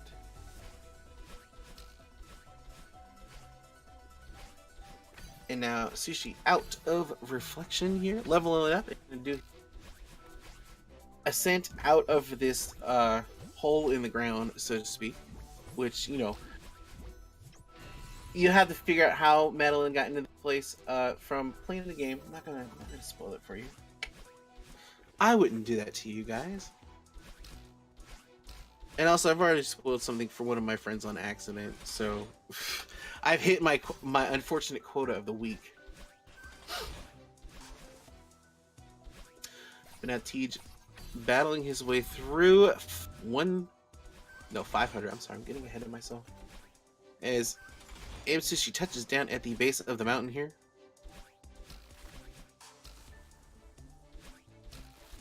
This section's a lot of fun on Sushi's side. I like this section and just running through it. There's like a lot of cool tech that you do with like hypers and ultras.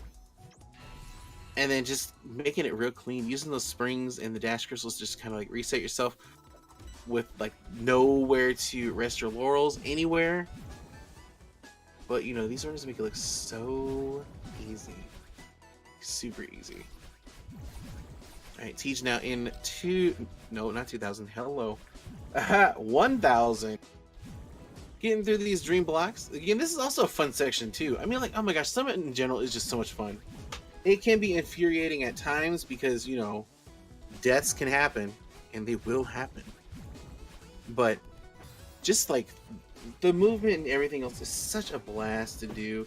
And then, I mean, the song too, Reach for the Summit. Shout outs to Lena Rain with this amazing soundtrack as always. She actually has an album coming out in a couple days, so I don't know the information on that, but you can definitely follow her on Twitter and to get that stuff. I'm looking forward to it because she's a talented artist. All right, now Sushi out of 1,000, heading into 1,500. It took a second. I was, where is he at? Oh, see, I goofed up. I was like, did he hit dream blocks? I thought he did, but nope. He's heading into 1,000. My bad, y'all. Teach getting set up for. I mean, the way that he's doing it now, it's not even the triple. I don't even know. It's just a baker's dozen ultras. I don't know. There's a lot. He's shaking and baking through here, getting ready for the battle in alley-oop. Msushi, on the other hand, getting through this section here. I know he had the mishap in this room. We're going to see how he handles it this time. He's going to get that jump and that hyper out of that dream block. And he's going to continue forward and head into 1,500. It's about a 500-meter difference between both runners, so basically each a segment.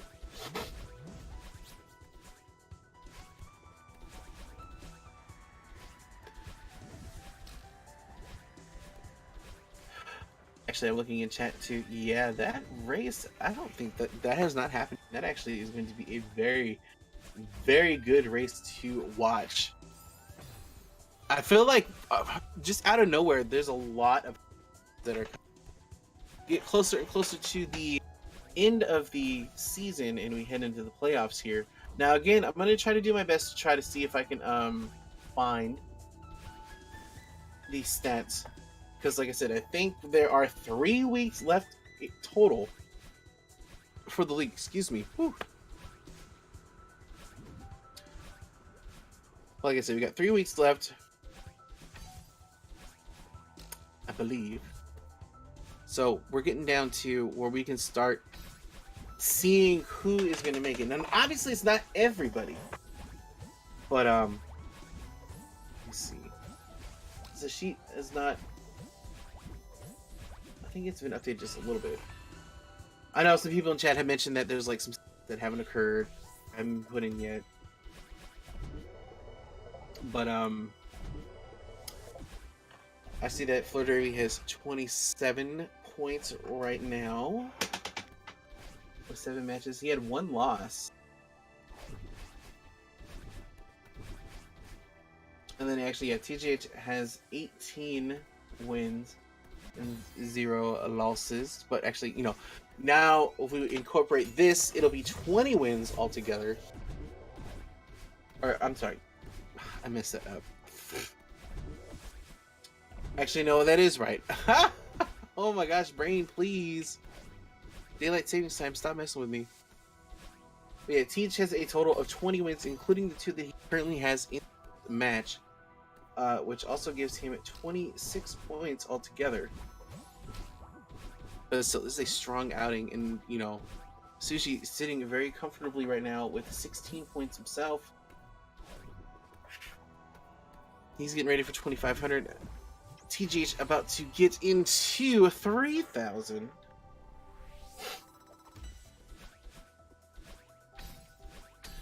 Yeah, I'm checking the standings for where we're at now, at least, and it is very tight for top 8. Because again, top 8 is going to move on to the playoff portion of the league, and then from there we're going to cut from 8 to 4 as we head into pace. So it's going to be crazy as we get into this home stretch. But like, because you have, I guess like the big one right now is Malay, Scrublord, and Moose.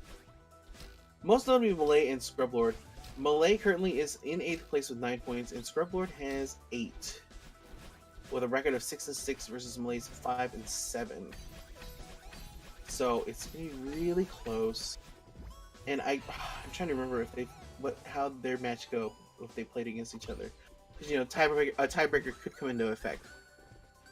And I think I said this before. Don't quote me on how that approach goes. You have to reach out to double check, like, the GSA format, so we get to know how tiebreakers will be handled. Because I'm under the impression they would go off of matchup first, and then get or crazier there. But I don't think it should even get past that point based on the league and how things are going. Sorry, I'm kind of rambling just a little bit about nonsense here. In the meantime, Msushi getting into his downdraft, and Tej now approaching flag at number 11 in the updraft potion. Also, silly me, I'm going to throw this in here because I believe we still have some more super hot speedrun action before we end this Sunday. We do, folks. We have one more race coming after this, and oh man, it looks to be a doozy. We've got the 70-star League Division 1 race between Liam Kings and Toe Strider 91. Looking forward to that. Unfortunately, I don't know how the standings are on there, but I've watched a few of those races and they're very, very hype. So feel free to stick around if you'd like to take part in that. All the while, Teach flag number 3, looking to be on pace to sub 29 this run here, barring anything that can happen. Oh, as I say that, taking a death on flag number 2, grabbing that checkpoint though. You've seen that checkpoint not get picked up and actually flag 3, and watch runners go all the way to flag number 4 and having to run it back. Speaking of running backs, Msushi taking a death here on flag number 13, but Tej now finishing up. He is going to be the winner of this set, clocking in at a 28-39. GG's to him. He's going to take the 4 points here, and that's actually going to put him in first place with a total of 28 points, with flag right behind 27. And we have Sushi now moving through, getting towards flag number 9, playing it a little safe, and I say a little because Madeline went for a fast strat there. Oh no, swing and a miss on that battling orb. Hello, but he's there. This still has it's gonna be close to a sub 30. We'll have to wait and see as we get ever so closer to the nice red flag in the sky. Oh no, taking a death on flag number 4. Oof, another one too. Alright, he's gonna get that there. Grab this feather here as he approaches flag number 3. Let me see if he's gonna. Alright, he gets the checkpoint, sliding himself up there. Nice diagonal dash there. That dash gives me so much anxiety and just a lot of stress in general, because I always go for it and I'm not 100% confident I'm actually going to nail it. But Sushi, flag number 1, this movement, hello. Look at that. Oh my gosh, super crisp. He is going to finish strong, clocking in at a 32. And again, TJ just going to take this race and take this set, giving himself 4 points. I think we might have an interview here. We'll have to wait and see. With who? Oh, that's a good question. And who might this be? Hi, what's up? How's it going, Teach? GG's. Thank you. And looks like we might have a Msushi as well here. Give me 1 second. So 12 seconds out. Oh, Hi. see, bam, there we go. GG's to both of you guys. Fantastic race. I'm just gonna jump straight to it. I'm not even gonna beat around the bush. Tej, race number 2. Let's talk about it. Okay. Like, I'll tell you right now, I don't think I've ever had a better run movement wise. I didn't think I had it in me right now to have a run with 7 unintentional deaths be a 27. Yeah, But yeah, I mean, like most of the deaths were like 2 seconds. Like I would say, like my average death penalty for that run was like 2.5 seconds, maybe. yeah, Um, the gondola hurt after looking back on that run, like the yeah. deaths of the gondola. But yeah, it's whatever. I mean, like I can't complain, like even a little bit. So I, I'm not um, gonna. I'm not gonna lie. I saw the first one. I was like, "Oh no!" And then I saw the second one. Yeah, I got a little chuckle out of it. I got a little laughter out of that. Of course, after the fact, I was just like, "Oh no!" But no, it's like your movement overall was very impressive. That resort was absolutely bonkers. I'm not knowledgeable on your IL for that, but I remember you got a 410 for that resort. yeah, that was a good one. That was a decent one. And then also the ridge too. Actually, both of your guys' ridges in race number 2 was a 240 overall. So Sushi, how'd you feel about your run overall? Um, well, we are all speedrunners here, and I feel like that speedrunning mentality of like being close to the best. It's like, we can have runs where we'll play well and we'll play really well, but like because we didn't match our summer best, like the expectation's so high, like we're like that run's terrible. But I Yeah. feel like for me, like in comparison to what I felt before, like I feel like I played really bad today. And it's always like, if you ever seen a Babai run, you know the word bad is thrown around a lot, but I don't know. It's a really like not even bittersweet, but sour would be the better word to put it. I wasn't really expecting to pull too much out of this series because I felt like for me to get something, that'd be a combination of me going above average and Tej going below average. And when the guy hits a 27 in the second race, I'm going to the third race thinking, okay, what now? Like Yeah. where That, where do I go from here? So, but like overall, I definitely say like I wasn't in the best form, and I've looked at the season and going forward, I wasn't planning to get points off this match anyways. I'm more or less waiting out till the pace qualifiers to really get back into form. So that makes sense. That actually it's a pretty good strategy. I mean, we are getting close to the end of the quote unquote season and heading into the postseason. And if I like, I think it's almost it's to the point where we're gonna see runners that are in a lock, at least for top 8. I'm not gonna say for position, but in fact, I think even with today, Tej, you have what, if I'm not mistaken, you still have to play against Nero and you still have to play against Fladervia. Is that correct? Yes, yep, And that's is true. it and is it just those two? I play Evan's fight, I think next week. Okay, I think we're scheduling it for the week after this one because our schedules don't really line up for this week. But so I will probably end up playing Evan's fight and Nero next week. okay. And like with that being said, I feel like, so basically we have about like 3 weeks to go, right? Just looking at the scoreboard, I feel that you are now guaranteed, at least for playoffs. I'm not sure about position because you currently have 28 points. Actually, yeah. I mean, looking at the numbers here, I don't think it's possible for you to get knocked out of the top 8. So, that comes with any season too. I mean, like, well, you get to that point like with football, they're like, oh, so and so's locked in for playoff contention, yada yada yada. So, we are Well, getting to that point. So, considering who I'm going up against for the last 3 weeks, that's a decent feeling if that's true, yeah. for sure. But yeah, I'm looking forward to it nonetheless. Should be really good matches coming up. Oh yeah, definitely. I'm not gonna say when you should schedule them, but if you want to set them up for the weekend here so that I can be on comms.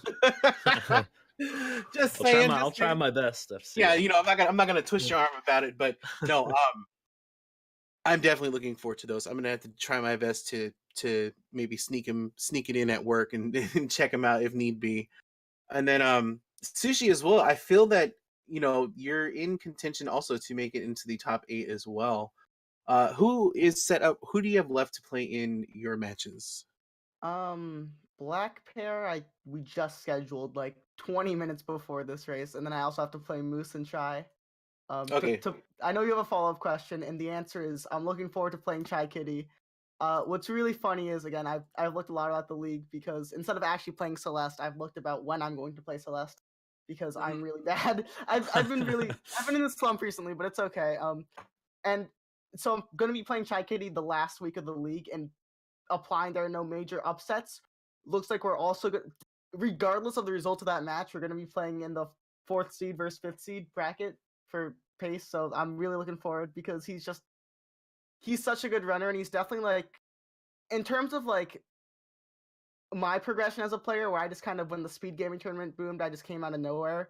Like Mhm. Chai Kitty is also one of those players who just came out of nowhere, and once he's been at the top, he's just slowly working his way up. So I really just admire his persistence, and I'd really like to fight him on it. I don't know. Yeah, that is going to be a super hype match. Funny story, actually, in regards to that. Um, Back when the signups for the GSA 80% tournament came on, I did my part, signed up and all the other stuff in my stream, and I was like, oh, there's some guy named Chai Kitty that's playing Celeste. We'll go host him and check him out. I wasn't anticipating. I was like, oh, it must be a new runner. I never heard of him. And then like I'm watching it, I'm like, okay, he has a PB of like 33 minutes, and I'm like, do you know about the GSA tournament? And he's like, no, what's that? Send him the link to it, and then boom, he gets put in and starts beasting. So, but no, that's gonna be super hype. I'm actually really hyped to see you and Black Pair because you Yeah, guys he's you guys have another really good ran player. you've ran head, I think, at Speed Gaming, if I'm not mistaken. Mhm. Is he just yeah, so We've and I ran at even Speed Gaming and the initial GSA tourney, so yeah, some so history. there's gonna be a little bit of history there. It's gonna be very exciting. And again, you guys check the schedule out there in chat when those are gonna come up. But I think we're gonna go ahead and wrap this one up. Do you guys have any closing words or anything before we head out? GG to Sushi. Always a pleasure, dude. Thank you very much. Not only one of the best runners, but one of the most well-spoken people in the community, in my opinion. Thanks very much, man. Once again, always a pleasure. Thanks to FC for commentating. Solo, the man, the man, the myth, legend. Thanks to GSA for putting the tournament on, and thanks everyone for watching. I'm gonna ditto that and make sure to skip cutscene. Please. I'll try next time, okay? Yeah, you got it, dude. You got it.